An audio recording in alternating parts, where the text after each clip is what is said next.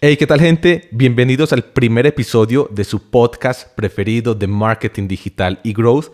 Mi nombre es Carlos Corrales y en este episodio vamos a hablar de un tema que me preguntan demasiado. De hecho, es uno de los temas respecto al cual recibo más preguntas como tal de gente que conozco, de gente que me contacta por LinkedIn, por email, y es cómo conseguir trabajo en la era digital. Así que comencemos. Tu podcast de marketing digital con Carlos Corrales. Digital Disruptors. Bueno, para comenzar quiero hacer como el disclaimer de que todo esto que voy a comentar aquí en este podcast es respecto a mi experiencia, respecto a, digamos, cómo hacemos nosotros el proceso de selección, y creo que va a ser de muchísima ayuda tanto para otras empresas, porque tengo amigos de otras empresas que me preguntan cómo estructuramos los equipos, cómo seleccionamos las personas, cómo capacitamos a las personas y bueno, todo, cómo armamos en general los equipos de alto rendimiento, y también para los talentos. Personas que me preguntan cómo puedo aplicar a un trabajo en X o Y empresa para trabajar con ustedes o para trabajar en performance marketing o en branding o en lo que sea. Así que creo que va a ser de mucha ayuda para ambas partes. También en estos años que tengo de experiencia, tengo alrededor de 3 años de experiencia, digamos, en lo que es construcción de equipos, y sé de primera mano y conozco de primera mano cuáles son los principales desafíos que tienen las empresas a la hora de conseguir talentos nivel A o A-Talents, como les llamamos, y cómo, digamos, capacitar a esos líderes dentro de la empresa. Y algo muy importante es que a partir de cierto punto, y bueno, yo diría que casi que desde cualquier punto, pero las empresas únicamente pueden crecer en base a talento. Hay cosas en las que se pueden apalancar como capital, como tecnología, herramientas y todo esto, pero sin duda, digamos, si en la ecuación falta los talentos clave, la empresa siempre va a estar limitada en cuanto a su crecimiento.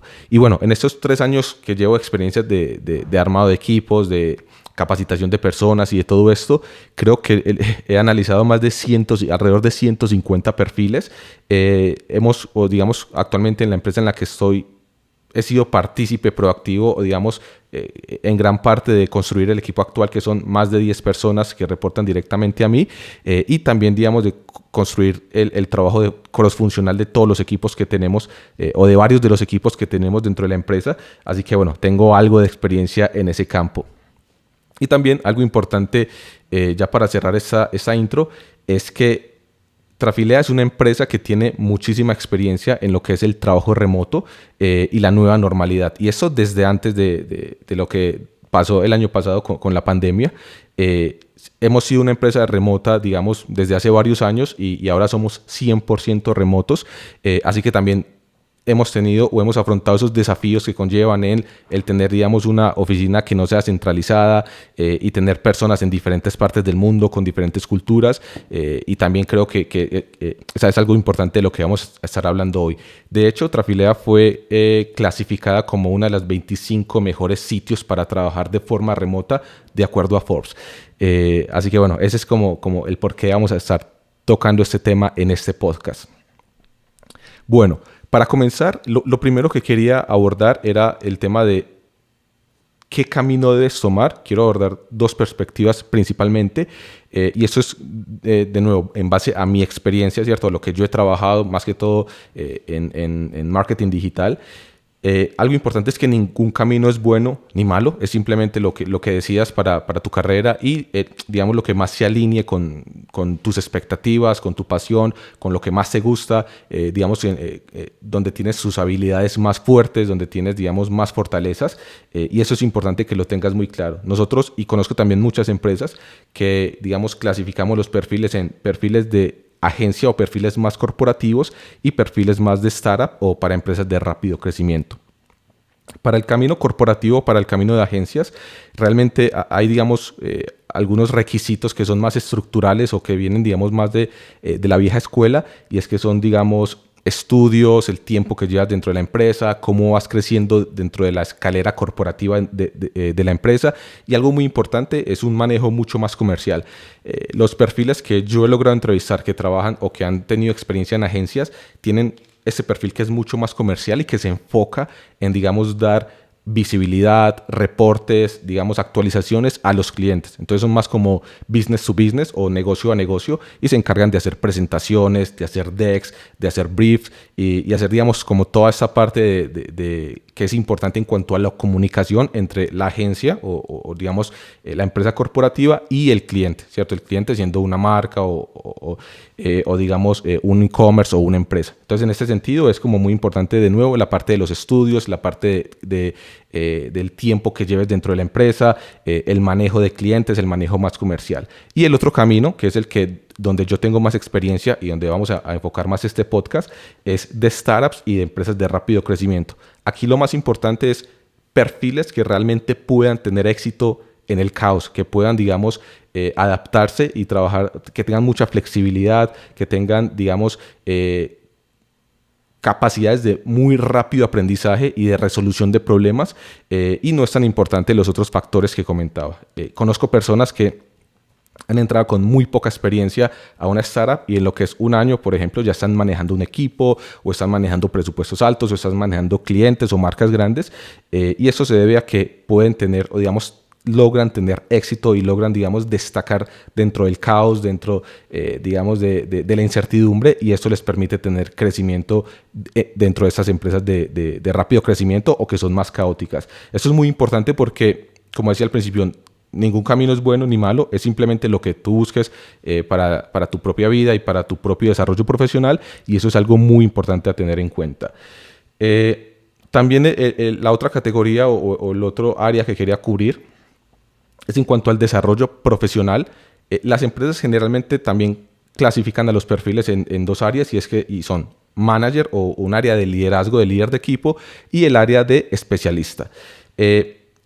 Para ser manager o para ser líder de un equipo, evidentemente, parte de lo más importante es tener esas habilidades blandas y estas habilidades de liderazgo, de manejo de personal, de construcción y de mentoría de equipos, y es, digamos, básicamente un perfil de liderazgo. Algo muy importante para este rol es que tiene que ser, digamos, o lo que nosotros buscamos son personas que realmente puedan encargarse de construir equipos, de construir sistemas, porque algo muy claro y es que las empresas, como decía al principio, solo escalan en base a personas y en base a equipos de alto rendimiento. Entonces podemos decir que el líder o el manager de un equipo es como el arquitecto de ese equipo y se encarga de capacitar a las personas, encontrar a las personas correctas, ponerlas en las posiciones correctas, darle las herramientas correctas y que trabajen, digamos, de forma crossfuncional también con las personas correctas para que tengan todo lo necesario para cumplir los objetivos o llegar a los resultados que busca la empresa. Entonces es muy importante eso porque cuando nosotros buscamos un perfil de manager o desarrollar a una persona que desea crecer hacia el lado de manager o de líder, es importante que tenga todas estas capacidades y que realmente se enfoque en seguir desarrollando y construyendo el equipo y a la par trabajar en lo que es la estrategia, ¿cierto? Y como el mapa de ruta o el plan de acción del equipo. Entonces está cubriendo dos espectros, que es el desarrollo del equipo y también la estrategia y empezar a bajar eso a las tácticas para que el equipo pueda trabajar y llegar a los objetivos. Y sobre todo que tengan claridad y visibilidad. Aquí es importantísima la parte de la comunicación para que el equipo sepa qué es lo que tiene que hacer y cómo tiene que llegar a los objetivos. Entonces este sería como el primer camino, que es de manager. Y el segundo camino o el segundo path sería como especialista.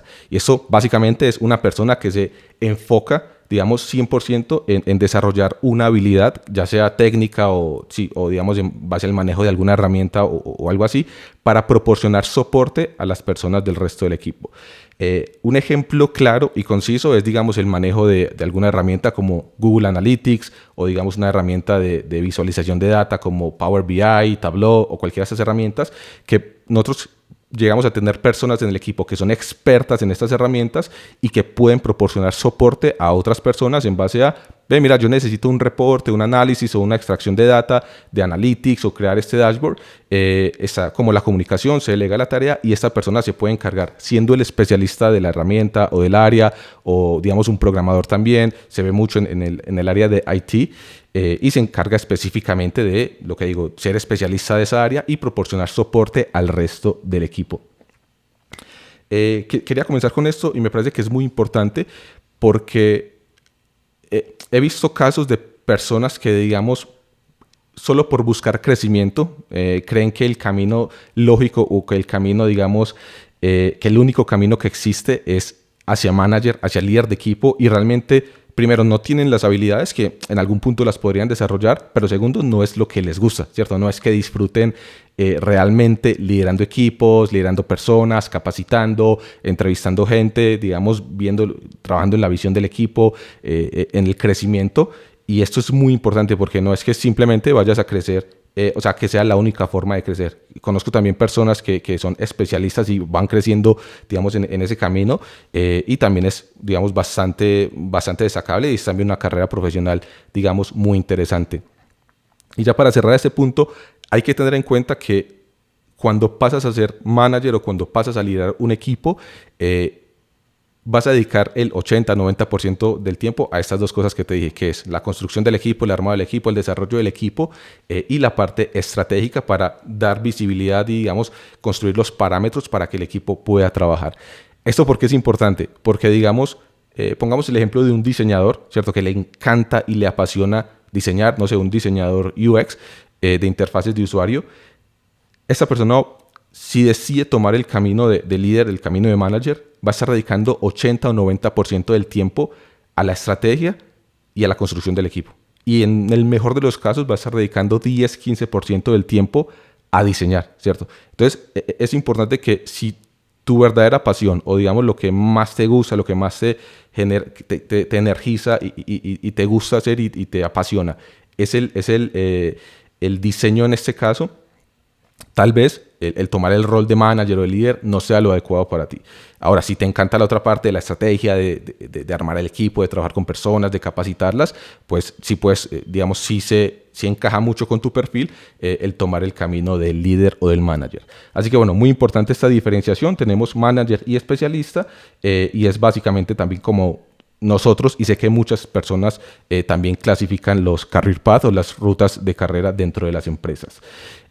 Algo importante antes de tomar la decisión hacia dónde deseas tomar, o como ya lo habrás podido, digamos, inferir, es que es importante identificar tus propias habilidades, no solamente tus como esas fortalezas que también son importantes, pero esas habilidades naturales, ¿cierto? Lo que se te da de forma más natural, y lo que se te da mejor que a los demás.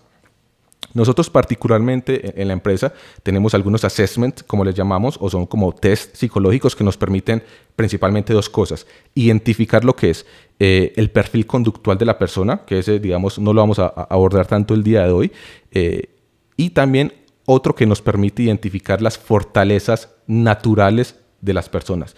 Esto, como para hacerlo de forma resumida sería como... para abordar la resolución de un problema, ¿cuál es la forma natural o la forma, digamos, orgánica con la que una persona abordaría dicho problema?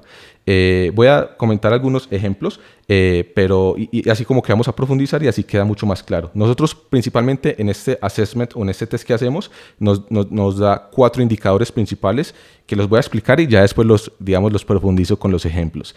En cuanto a cuando una persona aborda un problema o la resolución de un problema, tenemos 4 categorías principales, que es en base a datos, ¿cierto? Que necesita mucha más información para tomar una decisión; en base a procesos y metodologías, ¿cierto? Que siempre va a buscar estructurar, crear, digamos, sistemas, crear procesos, crear métodos para resolver esos problemas. Está la parte de innovación, una persona que tiende, digamos, a innovar, a pensar fuera de la caja, thinking out of the box, o hacer las cosas de forma diferente. Y esas son las personas que necesitan, digamos, una parte más tangible, que trabajan con cosas tangibles, con cosas materiales. Eso es realmente importante, sobre todo a la hora para las empresas también, cómo construir equipos de alto rendimiento y, sobre todo, mejorar las relaciones entre las personas. Porque si las personas están capacitadas en esta área y realmente saben qué necesitan de otras personas o qué necesitan en un equipo para tener un equipo o tener, digamos, un alto rendimiento, va a hacer que también la comunicación fluya mucho mejor y que también, digamos, la asignación de las tareas sea más, digamos, en cuanto a las capacidades y fortalezas naturales de cada una de las personas. Algo muy importante antes de avanzar con los ejemplos es que, y esto es un hecho, una de las cosas que más hace que las personas se quemen en el trabajo, de hecho 2 cosas, es primero, dedicar la mayoría de su tiempo a cosas para las que no son, digamos, que no tienen una fortaleza natural, ¿cierto? Que no se les da de forma natural. Entonces, por ejemplo, si agarramos una persona que necesita, digamos, de mucha información, de los pilares que les comentaba hace un minuto, para tomar una decisión, y esa persona la ponemos en un entorno donde siempre tiene que tomar decisiones de forma rápida, inmediata y con poca información, eso puede que al principio la persona, digamos, pueda, ¿cierto? Digamos, solventar eso y manejarse, pero eso con el tiempo va a ir generando que la persona entre, digamos, en un síndrome de burnout o que se sienta quemada porque realmente va en contra de cómo funciona su cerebro y de su propia naturaleza en cuanto a la toma de decisiones. Así que ese es un punto muy importante porque generalmente cuando las personas tienen esta sensación de estar quemadas, lo primero que yo personalmente reviso es si se están desempeñando en un área donde está alineado o donde, digamos, gran parte de su tiempo ellas pueden desempeñarse en base a sus fortalezas naturales. Y lógicamente el otro punto que es muy importante, este es uno de los puntos, o sea, este punto lo saco directamente de un libro que se llama El cerebro feliz, es que las personas deben tener claridad del impacto que está teniendo su trabajo. Conozco personas o he conocido casos donde es como, bueno, tienes que hacer este diseño, necesito eso y lo otro, y eso es lo que necesito. ¿Ve? ¿Y para qué? No interesa, solamente haz el diseño, el banner o lo que sea. Esta extracción de data, solamente a nivel numérico necesito como estas tendencias.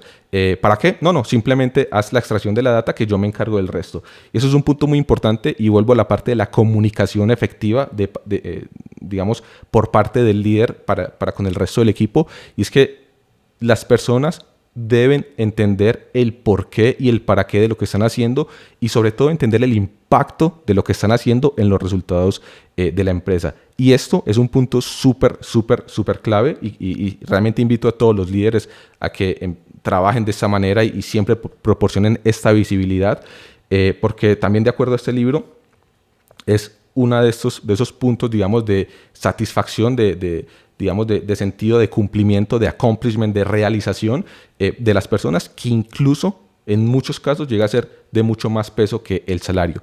Y eso lo podemos ver con casos de personas que trabajan en empresas que ganan un buen salario y deciden irse a otra empresa a trabajar por un salario inferior, y es básicamente por estos dos principales puntos. Primero, porque no se están desempeñando en su área, digamos, o en el área donde su cerebro trabaje, digamos, de forma natural y de forma orgánica. Y segundo, porque no sienten que están generando un impacto en los resultados. No saben cómo su trabajo está sumando o está aportando al resultado total o digamos, al rendimiento de la empresa. Y ese es un punto clave para que la gente esté feliz en el trabajo. Ahora, quiero pasar a un par de ejemplos, de hecho 3 ejemplos, o sea, bastante, de hecho son reales, son anécdotas de aprendizajes que yo he tenido en base a este test que les comentaba. Recuerden, es en base a la cantidad de información.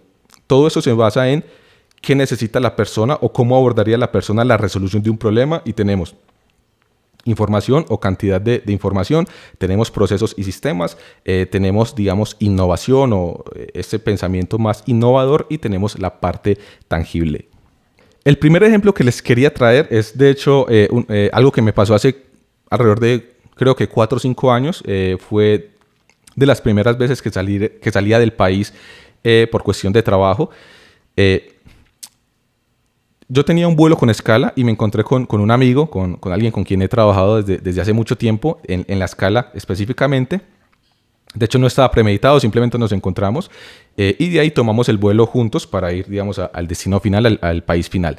Cabe aclarar que este era un vuelo de alrededor de 10, 12 horas, o sea que era un poco agotador, no era una locura, pero sí era un poco agotador. Y básicamente lo que pasó es que, bueno, llegamos al aeropuerto, llegamos alrededor de las 6:30 de la mañana, o sea, digamos, al país de destino.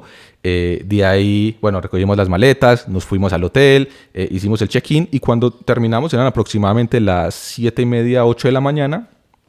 Entonces dijimos, bueno, al ser de las primeras veces que salíamos del país también, y esto, dijimos, bueno, vamos al centro comercial, que de hecho el centro comercial conectaba con el hotel, así que estaba súper cerca. Y bueno, vamos a comprar una SIM card para tener datos, para tener internet y poder comunicarnos, digamos, de forma más tranquila. Yo personalmente yo me iba a quedar en el país alrededor de 15 días, así que sí necesitaba tener internet y estar conectado y no depender, digamos, de redes de Wi-Fi.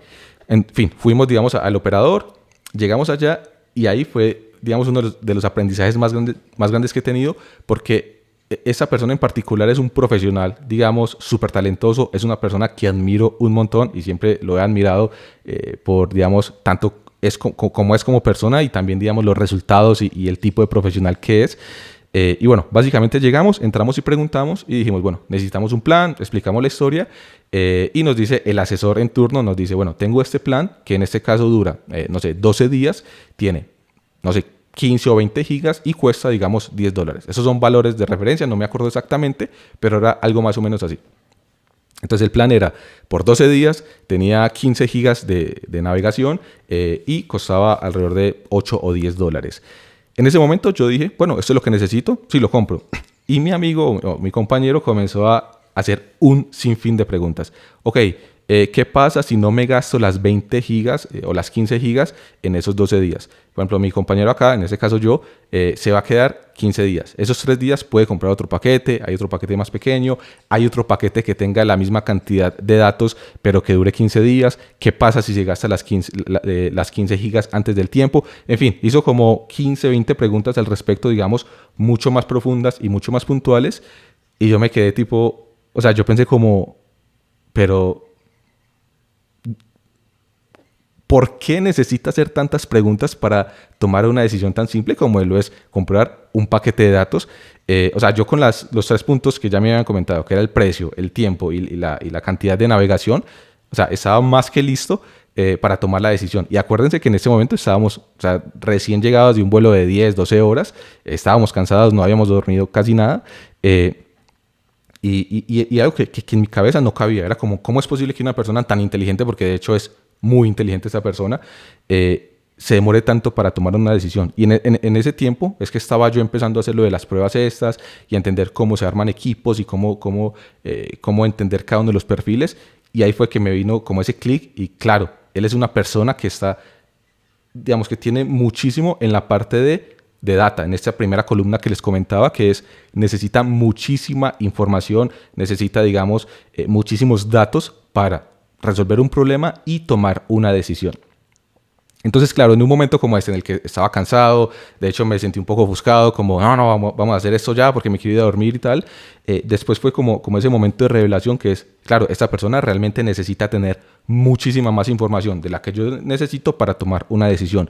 Y en ese ejemplo específico, sí, tal vez yo tomo la decisión de comprar el paquete y digamos, no es de vida o muerte o no es algo crítico, pero pensemos en una persona que trabaja en el área de finanzas, de IT, de programación. Es una persona que realmente sí necesita tener mucha más información y preguntar, digamos, o tener acceso a más data para más análisis y tomar la decisión adecuada, porque no es digamos, una persona en finanzas o un abogado o, digamos, no sé, un ingeniero no puede ir tomando decisiones a la ligera de forma rápida con poca información, porque el impacto, digamos, potencialmente negativo que puede tener es muchísimo más grande.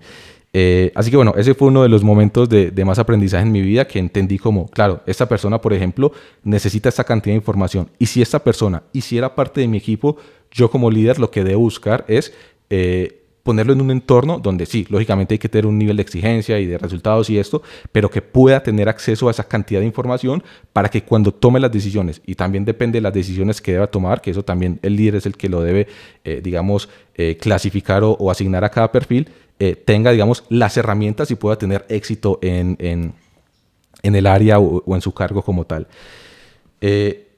El segundo ejemplo que quería poner era, también me pasó, eso fue hace aproximadamente, creo que ya 3 años, 2 años y medio, cuando empezamos con el armado del equipo, y fue básicamente con los perfiles creativos e innovadores. Entonces, digamos, de forma intuitiva, inicialmente yo pensaba, si queremos tener un equipo creativo o un equipo que traiga ideas, el equipo, digamos, que traiga las ideas de las comunicaciones, de cómo vender X producto y ese tipo de cosas, lo ideal, ¿cierto?, de forma intuitiva para mí era tener un equipo de personas muy creativas, ¿cierto?, que sería el tercer pilar que les comentaba, que es la parte de innovación, que tiene cierta relación, no 100%, pero digamos que tiene cierta relación.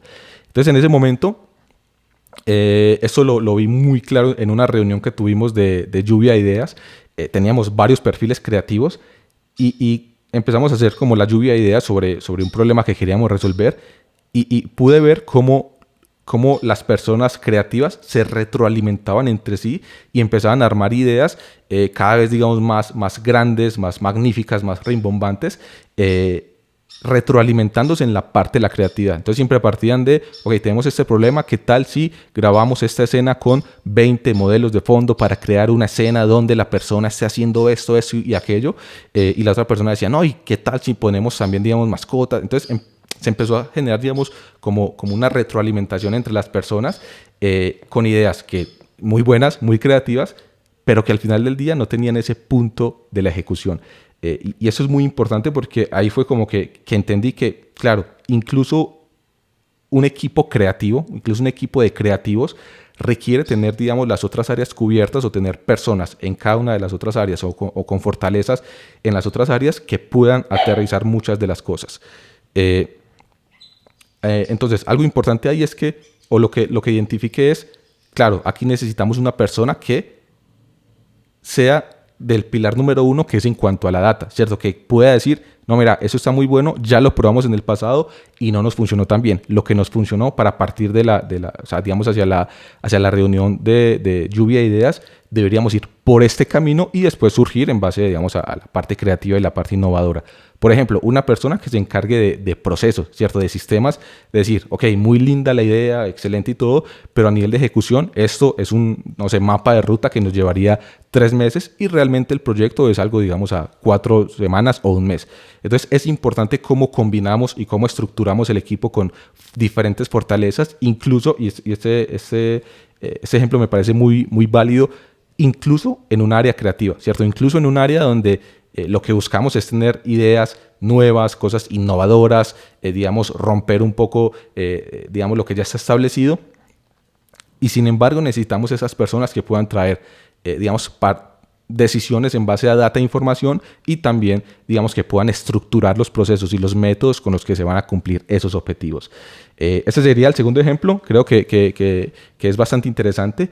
Y para cerrar, el tercer ejemplo es, de hecho, algo que me pasó con mi esposa y creo que es súper interesante también por el hecho de que yo trabajo, o digamos, tengo mucha experiencia en lo que es el entorno digital, entonces todo es como trabajar con intangibles, con data, ¿cierto? En el mundo digital. Y este cuarto pilar que les comento es en base a las cosas tangibles, a las cosas físicas y cómo la persona, digamos, se comunica o, digamos, se apalanca en su entorno para resolver problemas. Entonces, evidentemente, en base a mi equipo o a mi parte profesional, nunca tuve como un desafío en esta área.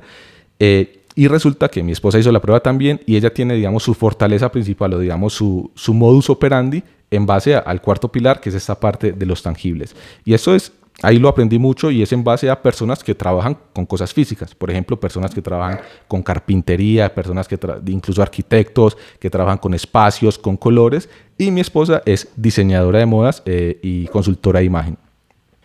Bueno, básicamente lo que nos pasaba es que siempre que íbamos digamos, a comenzar algún proyecto, ya sea en la casa, personal, digamos, un proyecto personal, yo siempre, mi perfil es mucho más hacia, digamos, imaginar y visualizar las cosas. Entonces decíamos, bueno, vamos a arreglar, no sé, la sala, el área de la sala. Entonces vamos a poner un mueble acá, una pintura allá, una sillita acá o lo que sea. Y yo siempre parto desde imaginar y visualizar las cosas. Así es como funciono yo de forma mucho más natural. Y ella es completamente lo opuesto. Ella lo que necesita es tener las cosas y empezar a armar, por ejemplo, cómo combina esta textura con esa otra textura, cómo combina este color con este otro color, cómo son los espacios y todo eso.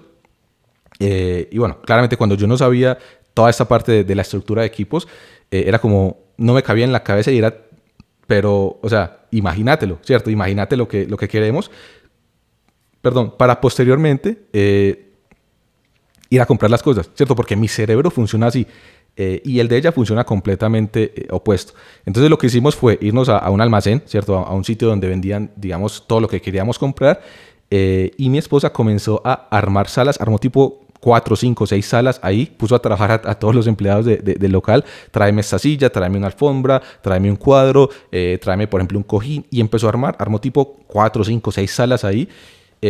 Y yo en ese momento me quedé tipo, me hice a un lado o sea, me puse a ver cómo ella fluía, ¿cierto? Cómo ella estaba, digamos, en su entorno natural y cómo fue armando y estructurando, o sea, resolviendo el problema o abordando el proyecto desde su fortaleza natural, que es, digamos, trabajar con tangibles y digamos, salió súper contenta, las salas quedaron espectaculares, o sea, al final compramos una, evidentemente, y hasta el día de hoy es la que tenemos y es, o sea, realmente me sorprendió cómo incluso siendo completamente opuesto a mí, y es lo que decía al principio, no es que sea una mejor o una peor manera de resolver un problema.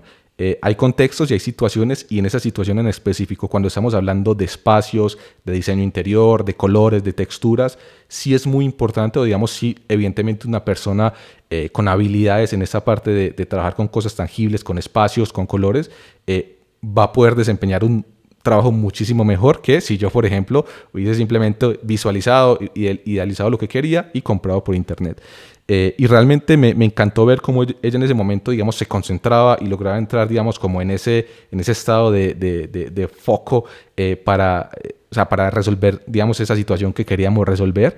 Y realmente, digamos, fue otro momento de aprendizaje para mí en cuanto a construcción de equipos, porque así como digo, de darle a las personas las herramientas y el entorno adecuado para resolver problemas, también, digamos, es importante asignarles los problemas adecuados que deben resolver. Y si tienes un equipo sólido, realmente no necesitas tú como líder resolver todos los problemas, ¿cierto? Si tienes un problema, digamos, en base, como comentaba, al área o a diseños o a texturas, se lo puedes delegar a una persona que trabaja de forma natural y que tiene, digamos, fortalezas naturales en esa área, y seguramente va a hacer un trabajo mucho mejor que tú en menor tiempo, digamos, con mayor eficiencia y efectividad. Así que bueno, esas eran las 3 anécdotas que quería comentar el día de hoy. Espero les haya quedado bastante claro. Y ahora sí quiero pasar al área, digamos, o la parte más importante del podcast. Yo creo que esto era una introducción que fue un poco larga, pero creo que es muy importante. Y es en mi experiencia, todo esto en base a mi experiencia, que es lo que me preguntan muchas personas, cómo realmente aplicar, digamos, a una empresa, a un cargo y destacar entre los demás candidatos. Como saben, hay mucha competencia, hay muchas personas, hay muchos graduados, hay muchos profesionales, y realmente se puede decir que las empresas más grandes o empresas, digamos, que estén teniendo éxito reciben cientos, si no miles de hojas de vida. Así que, ok, ¿cómo logro yo destacar entre esas cientos o miles de personas para ir por ese puesto que realmente quiero obtener? Y tengo varios puntos para abordar. Primero, súper importante que realmente hagas una investigación de la empresa, ¿cierto? De las vacantes que tienen, de los valores con los que trabaja, cuáles son los valores fundamentales de la empresa, cómo es la cultura de la empresa, qué es lo que busca dicha empresa en sus empleados.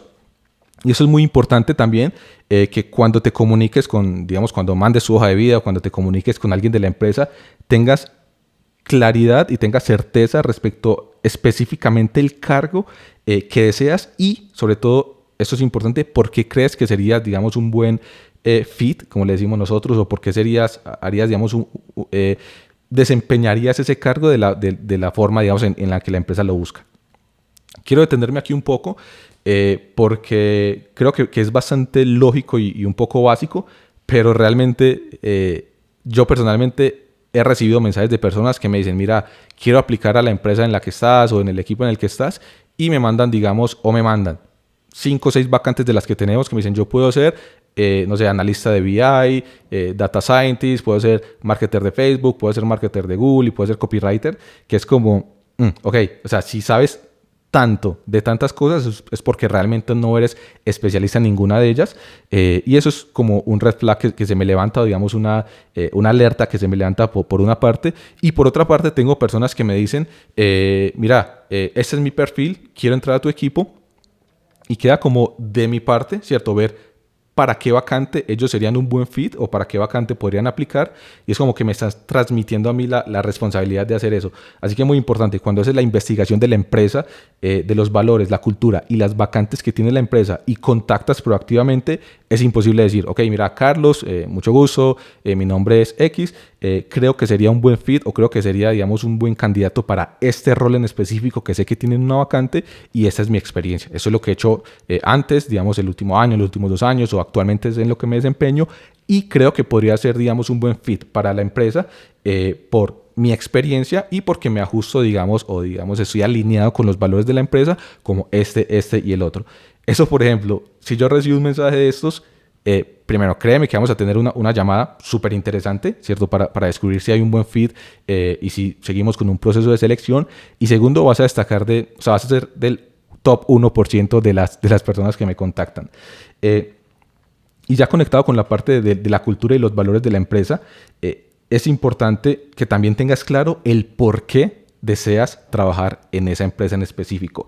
¿Qué sabes de la cultura organizacional? ¿Qué sabes de los valores? Digamos, ¿con qué te sientes identificado? ¿Qué ha hecho la empresa que tú sientes que te puede aportar también en tu ruta profesional? También, digamos, en cuanto a lo que tú puedes aportar para la empresa. Y eso es muy importante porque cuando una persona, no sé, me escribe o envía la hoja de vida y dice, no, simplemente, digamos, quiero un trabajo, digamos, de mejor pago o, digamos, estoy cansado donde estoy o ese tipo de cosas, está bien y sobre todo eso para niveles más junior, pero para niveles más senior es difícil que realmente puedas entrar a una empresa si vas como con esa idea. Por ejemplo, si viene una persona y me dice, mira, yo sé que ustedes lo que hacen es crear y posicionar marcas online y sé que trabajan en el mercado de Estados Unidos, por lo que he visto a nivel de research de la empresa o de investigación, y sé que también tienen una cultura remota y de rápido crecimiento y yo realmente me identifico con eso por esto y lo otro y me encantaría, por ejemplo, yo hasta el momento, eso de hecho son ejemplos reales, yo hasta el momento, digamos, he trabajado mucho en el mercado latinoamericano o europeo y realmente me gustaría, digamos, incorporar o, digamos, sumar a mi experiencia, trabajar en el mercado estadounidense, así que por eso me interesa mucho trabajar con ustedes y a nivel de valores, por ejemplo, me alineo con este y con el otro. Esto de nuevo te va a poner en el top 1% de las personas que generalmente contactan y creo que va a ser un gran diferencial. Y para cerrar este punto, muy importante, generalmente las mejores empresas, digamos, o podemos decir las empresas de startups o de rápido crecimiento, primero, siempre están contratando y segundo, y eso es muy importante y es clave, los líderes de los equipos hacen parte, digamos, fundamental y son proactivos en cuanto a la selección del personal. Eso posiblemente no pasa, digamos, en entidades más gubernamentales o, digamos, más corporativas, que hay un proceso de selección con el equipo de recursos humanos y todo esto.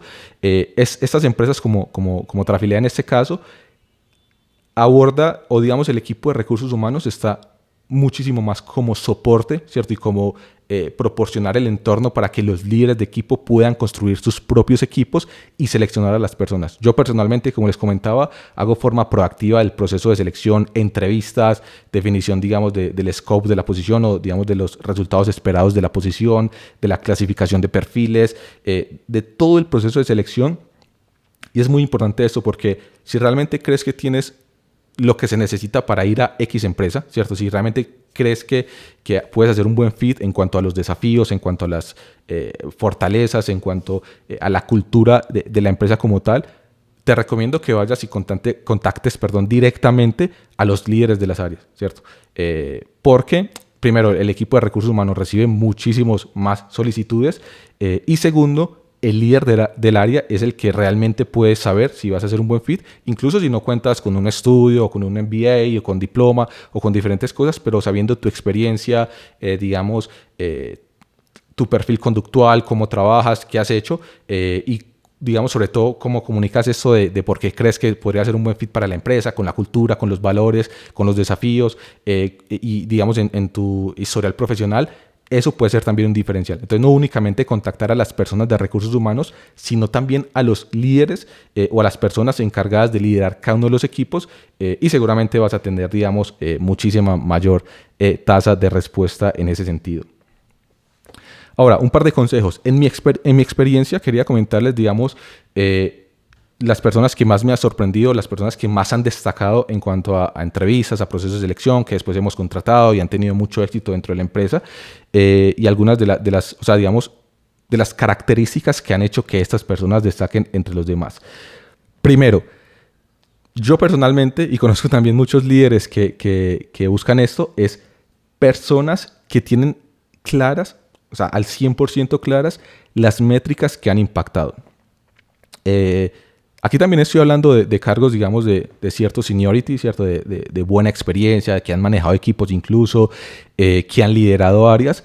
Y me he encontrado con personas que no tienen claridad respecto a sus métricas. Entonces, por ejemplo, cuáles son los proyectos que has manejado, cuáles son los resultados que has obtenido, cuáles son, digamos, los problemas más grandes que has logrado resolver o los desafíos más grandes que has afrontado, y no tienen claridad respecto a sus métricas. Por ejemplo, una persona que trabaja en el área de adquisición de clientes que no tiene claro cuál es su CAC, Customer Acquisition Cost, o costo de adquisición de clientes, no tienen claro cuáles son sus márgenes, por ejemplo, cuál es su presupuesto mensual, cómo han crecido respecto a cuando ellos ingresaron y, digamos, cuando ya llevaban tiempo dentro del equipo. O sea, un sinfín de cosas que a mí realmente me parece como, o sea, me llama mucho la atención que una persona que se haya desempeñado en un cargo, en un área por varios meses, por años incluso, no tenga claridad respecto a las métricas, y sobre todo las métricas que ha impactado, o sea, los resultados que ha traído para la empresa. Y otro punto que se conecta con ese, que a mí también me llama la atención, es personas que no saben el por qué, y eso lo conecto con la parte de, para mí es muy importante, la curiosidad natural en las personas de entender el trasfondo de las cosas. No entienden el porqué de las métricas. Entonces, por ejemplo, no sé, digamos, ¿cuál es tu, digamos, objetivo de CAC, de Customer Acquisition Cost? Es, no sé, $10. ¿Y por qué? Bueno, no sé, realmente eso fue algo que define el board o define, digamos, la junta directiva o definen otras personas, y yo simplemente, digamos, me aferro a eso. Y es un punto de, ok, yo lo que personalmente busco es esa parte de la curiosidad de las personas, que vayan y traten de entender el por qué el CAC se mide así, por qué, digamos, se puede escalar o no se puede escalar, cuáles son los márgenes, si hay diferentes CAC para diferentes productos, para diferentes servicios, para diferentes mercados, cómo se conecta, por ejemplo, el CAC con el valor, digamos, el lifetime value, que es el ingreso que genera un cliente en un periodo más largo de tiempo, digamos, en toda su vida. Entonces, como realmente tener esta curiosidad e ir a entender las métricas de fondo, para saber por qué se definen esas métricas y realmente si están bien definidas, cuestionarlas e incluso mejorarlas. Y segundo, cómo esa persona o cómo en su experiencia impactó estas métricas. Algunos de los ejemplos más claros es, no sé, tengo personas que cuando entrevisto me dicen, mira, yo cuando ingresé a la empresa, no sé, digamos, a nivel de resultados logré mejorar la conversión en 30% por medio de estos A/B test o test A/B de growth o test, digamos, de conversión en el sitio web. También abrimos un mercado que significó, o un nuevo país que significó el 10% de las ventas a un resultado de CAC de tanto, que en promedio nos mejoró X%. Y esas son las personas que realmente para mí destacan mucho más esto en la primera entrevista, y que realmente tienen esa capacidad digamos, numérica, porque es algo muy importante en lo que buscamos, no solo de saber cómo impactar los resultados, sino también saber cómo medirlos. Otro punto importante que para mí es de las personas que más han destacado en entrevistas es aquellas que tienen, y eso es muy importante, yo generalmente al final de la entrevista siempre le digo a las personas, ok, dejemos 10, 15 minutos para que me hagas preguntas sobre la empresa. Eso porque, digamos, yo soy líder de área, no soy de parte de recursos humanos. Entonces, digamos, ¿qué dudas tienen respecto a lo que hacemos, cómo lo hemos hecho, los resultados que hemos tenido, ¿cierto? Porque ya tienen como claridad de lo que hemos hecho. Les digo, bueno, dejemos 10, 15 minutos para que me hagas preguntas de dudas que tienes con respecto a la empresa. Y he tenido de todo. He tenido personas que me preguntan, no sé, cosas específicamente del salario, de los días libres, ¿cierto? Cosas, digamos, que realmente podrían ver con el equipo de recursos humanos. Y las que para mí realmente destacan son aquellas personas que tienen preguntas claras, específicas y detalladas en base a la empresa. Y esto conecta con el punto que había comentado al principio de tienes que hacer la tarea de investigar la empresa, ¿cierto? Del por qué te gustaría trabajar allá.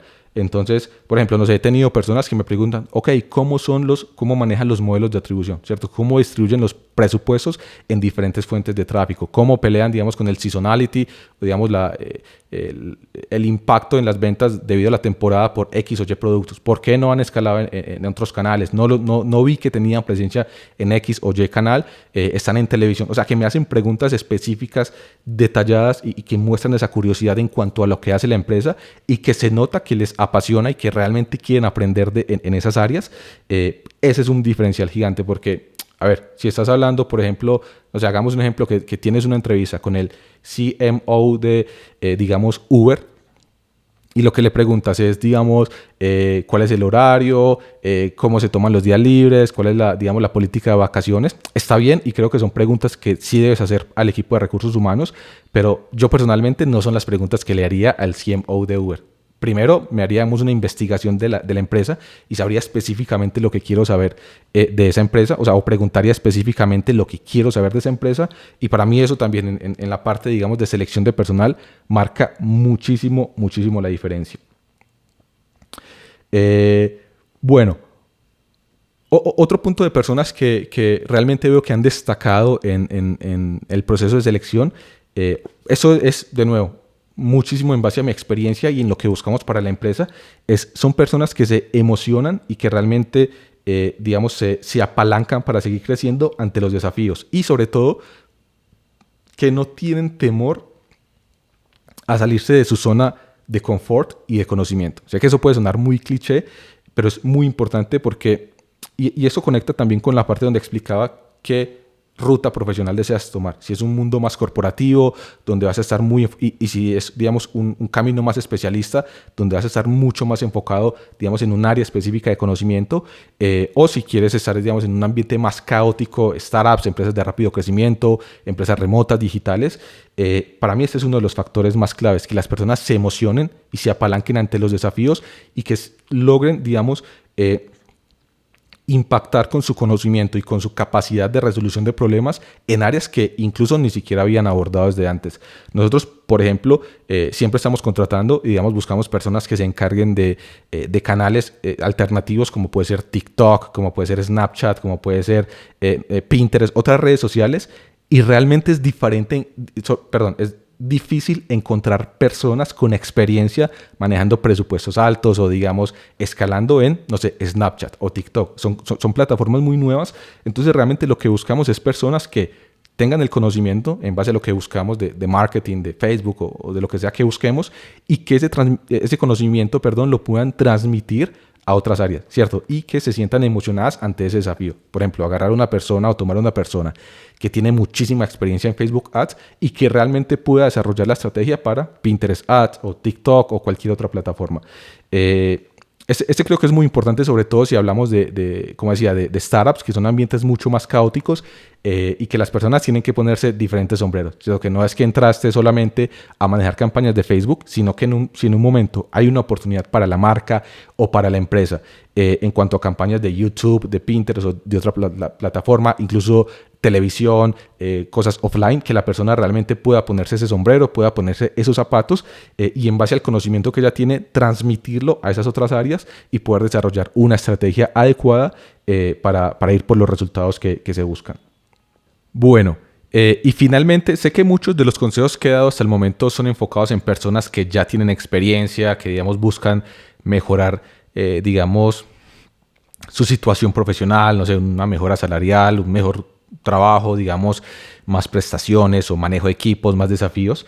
Este último consejo es para las personas que no tienen tanta experiencia y desean, digamos, incorporarse al mundo laboral, digamos, a otra empresa que tengan un desafío que les permita seguir creciendo. Y básicamente es ser primero muy claro que vas a entrar a un rol más junior, ¿cierto? Que vas a entrar a aprender ciertas cosas.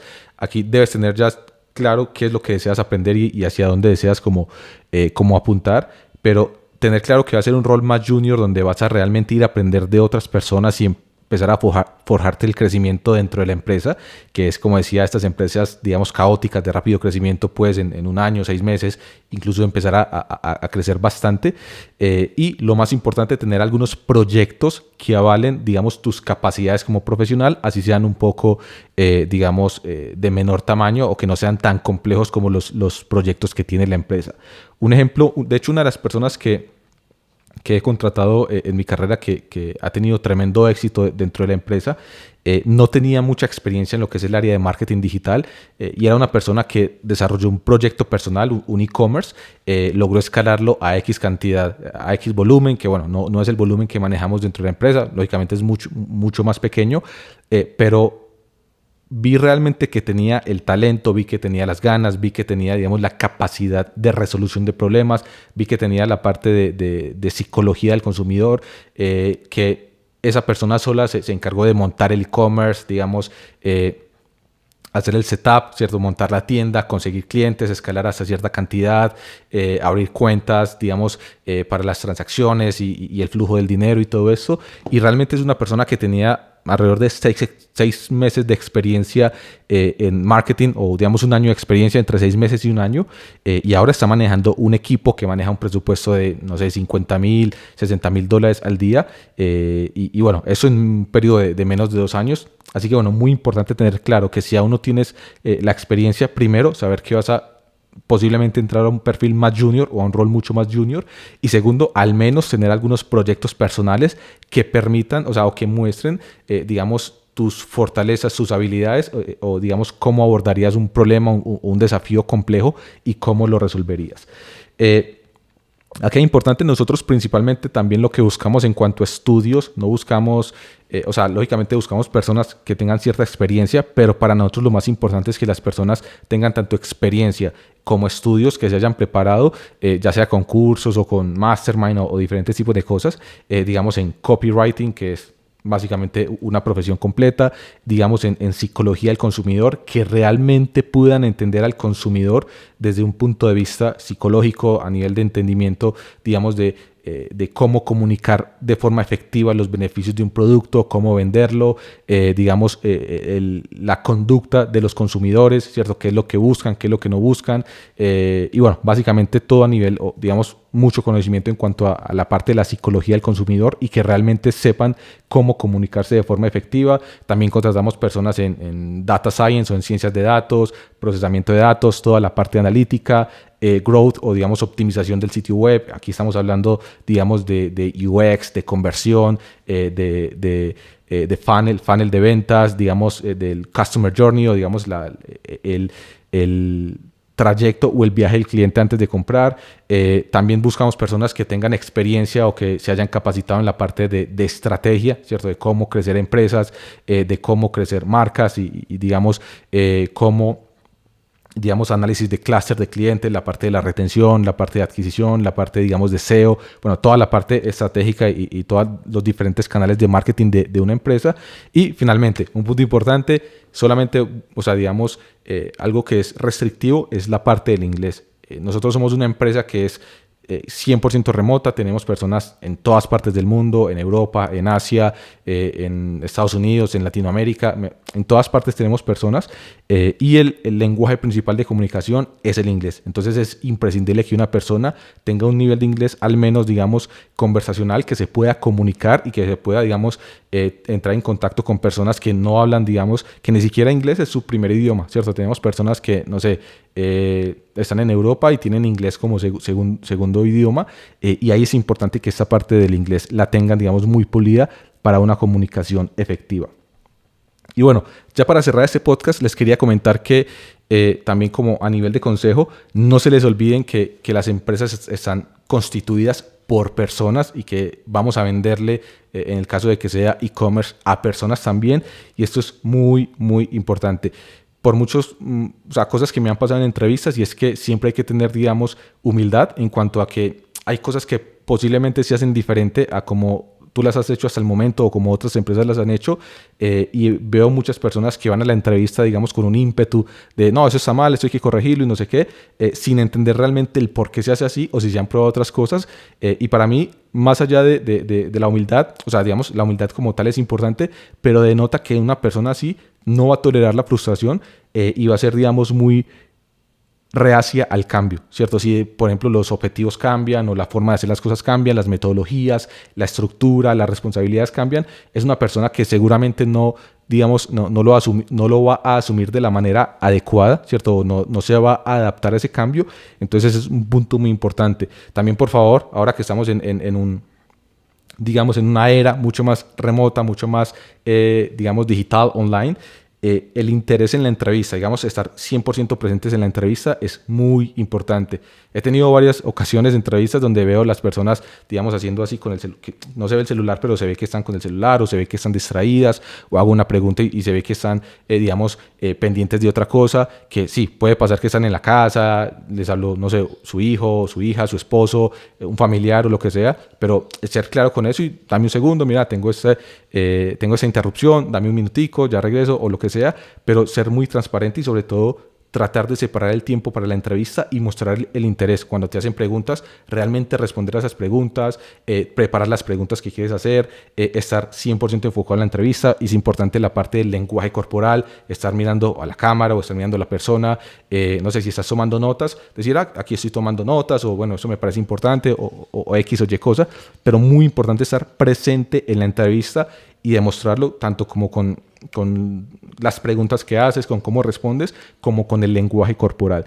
Y finalmente, creo que es una recomendación súper básica, pero siempre mostrar el respeto. Y mostrar respeto. Y esto se conecta con lo que les había dicho, que las personas están constituidas por empresas. Siempre les vamos a vender a empresas. Y a mí personalmente, digamos, una alerta grandísima es cuando las personas hablan mal o hablan de forma negativa con respecto a personas con las que trabajaron en el pasado o con las que están trabajando en la actualidad. Y lógicamente, a ver, se pueden decir cosas como, digamos, no estaba adaptado a la cultura de la empresa por, no sé, la carga de trabajo o los horarios y algo que no disfruté y por eso decidí retirarme, ¿cierto? O digamos, no veía un potencial de crecimiento para mi profesión, para lo que quiero hacer, o la empresa no proporcionaba instancias, digamos, de capacitación, de cursos. Yo quería hacer, digamos, una profesión, una maestría y no me proporcionaron, digamos, las condiciones adecuadas, así que por eso decidí irme. Eso está perfecto, pero sí he tenido casos donde personas hablan, digamos, de que mi jefe era, digamos, no sé, mala persona o se comportaba de esa forma que realmente eso en un punto son juicios de valor y es importante como evitar hacer esos juicios de valor durante entrevistas, porque para mí personalmente es, como les digo, una alerta muy muy fuerte y creo que es algo de evitar, porque eso demuestra, digamos, perfiles conflictivos, perfiles, digamos, que en ocasiones he dicho, ¿le comentaste esto a tu jefe? No, nunca se lo dije, pero por ejemplo viene y me lo dice a mí en una entrevista y es como, es una persona que, digamos, no tiene una comunicación asertiva y que realmente no es, digamos, su fuerte trabajar en equipo. Así que bueno, no se les olvide, siempre están tratando con personas. Es importante la humildad en cuanto a lo que sabemos y a lo que todavía nos falta por aprender.